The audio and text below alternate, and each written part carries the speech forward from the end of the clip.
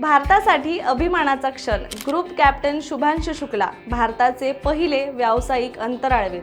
25 जून रोजी ऑक्सिओम 4 मोहिमेतून अवकाशात झेपावले. 25 जून दुपारी 12:01 नासाच्या केनेडी स्पेस सेंटरवरून फ्लॉकन 9 रॉकेट झेपावलं आणि त्याचबरोबर इतिहासात हा क्षण सुवर्ण अक्षरात कोरला गेला.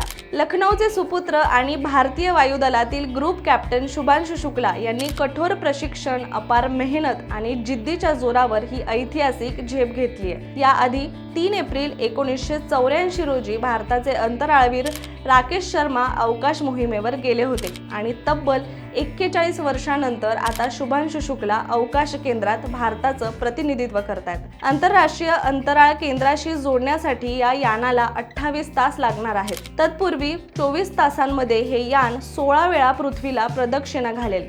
त्यामुळे एका दिवसात हे अंतराळवीर 16 वेळा सूर्योदय आणि 16 वेळा सूर्यास्त पाहतील. ते पुढील 15 दिवस झिरो ग्रॅव्हिटीमध्ये प्रयोग करणार आहेत.